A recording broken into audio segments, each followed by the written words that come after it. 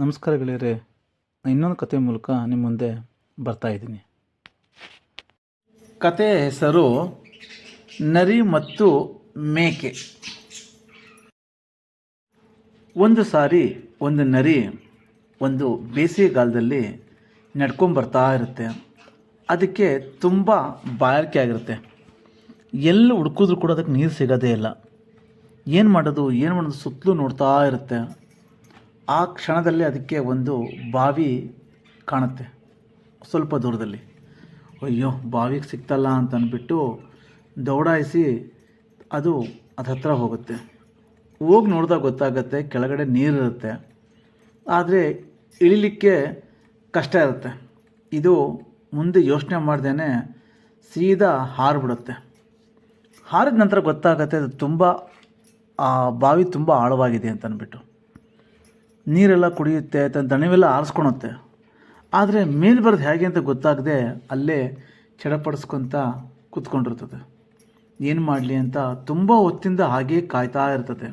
ಕೂಗುತ್ತೆ, ಯಾರಾದರೂ ಬನ್ನಿ ಅಂತೆಲ್ಲ ಕರೆಯುತ್ತೆ. ಆದರೆ ಯಾರೂ ಬರೋದಿಲ್ಲ. ಹೀಗಾಗ್ತಿರಬೇಕಾದ್ರೆ ಕೆಲವು ಸಮಯದ ನಂತರ ಒಂದು ಮೇಕೆ ಅದೇ ದಾರಿಯಲ್ಲಿ ಹೋಗ್ತಾ ಇರುತ್ತೆ. ಅದು ಈ ಸದ್ದನ್ನು ಕೇಳಿ ಅಲ್ಲಿಗೆ ಬರುತ್ತೆ. ಅಲ್ಲಿಗೆ ಬಂದು ನರಿನ ಬಾವಿಲಿರೋದು ನೋಡುತ್ತೆ. ನೋಡಿಬಿಟ್ಟು, ಓ ನರಿಯಣ್ಣ, ಏನೋ ಬಾವಿಲಿದೆಯಲ್ಲ ಅಂತ ಕೇಳುತ್ತೆ. ಈ ಟಕ್ಕ ನರಿ ವಿಚಾರ ಮಾಡುತ್ತೆ, ಹೇಗಾದರೂ ಮಾಡಿ ಈ ಮೇಕೆಯನ್ನು ಉಪಯೋಗಿಸ್ಕೊಂಡು ನಾನು ಮೇಲೆ ಹೋಗಿ ಬರಬೇಕು ಅಂತ ವಿಚಾರ ಮಾಡಿ ತಕ್ಷಣ, ಓ ಮೇಕೆ ಅಣ್ಣ, ಬೇಸಿಗೆಗಾಲ ಅಲ್ಲ, ತಂಪಾಸನಕ್ಕೋಸ್ಕರ ನಾನು ಈ ಬಾವಿಲಿ ಇಳಿದಿದ್ದೆ. ತುಂಬ ಚೆನ್ನಾಗಿದೆ, ತುಂಬ ಒಂಥರ ರಿಫ್ರೆಶ್ ಆಗ್ತಾಯಿದೆ, ಒಂಥರ ಖುಷಿ ಸಿಗ್ತಾಯಿದೆ ನನಗೆ ಇದರಲ್ಲಿ ಅಂತ ಹೇಳುತ್ತೆ. ಬಾ, ನೀನು ಬಾ, ಜೊತೆಯಲ್ಲೇ ಇಬ್ಬರು ನೀರು ಕುಡಿಯೋಣ ಅಂತ ಹೇಳುತ್ತೆ. ಈ ದಡ್ಡ ಮೇಕೆ ಏನು ಯೋಚನೆ ಮಾಡದೆ ಸೀದಾ ಆ ಬಾವಿಯೊಳಗೆ ಆರಿಬಿಡುತ್ತೆ.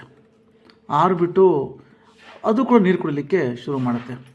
ಓ, ತುಂಬ ಚೆನ್ನಾಗಿದೆ ನರಿಯಣ್ಣ, ಇಲ್ಲೆಲ್ಲ ನೀರು ಎಷ್ಟು ತಣ್ಣಗಿದೆ, ಹೊರಗೆ ಎಂಥ ಬಿಸಿಲು ಗೊತ್ತಾ ಅಂತ ಅನ್ಕೊತ ನೀರೆಲ್ಲ ಕೂಡ ಅದು ಕೂಡ ರಿಫ್ರೆಶ್ ಆಗುತ್ತೆ.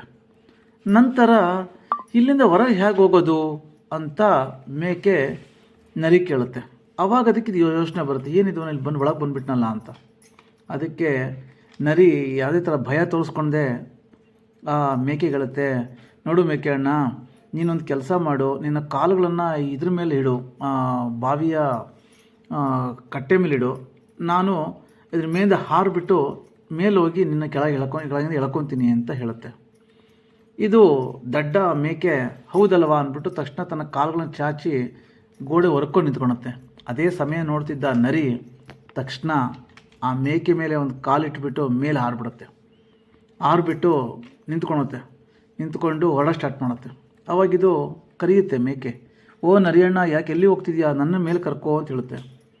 ಓ ದಡ್ಡ ಮೇಕೆ, ನಾನು ಮೇಲೆ ಬರೋಕ್ಕೋಸ್ಕರ ನಿನ್ನನ್ನು ಉಪಯೋಗಿಸ್ಕೊಂಡೆ, ನೀನು ಅದೇ ರೀತಿ ಬೇರೆ ಯಾರನ್ನಾರು ಉಪಯೋಗಿಸ್ಕೊ ಹೋಗು ಅಂತ ಹೇಳ್ಬಿಟ್ಟು ಬಿಟ್ಟು ಹೋಗ್ಬಿಡುತ್ತೆ. ಈ ರೀತಿ ಈ ನರಿ ಆ ಮೇಕೆಗೆ ಮೋಸ ಮಾಡಿಬಿಡುತ್ತೆ.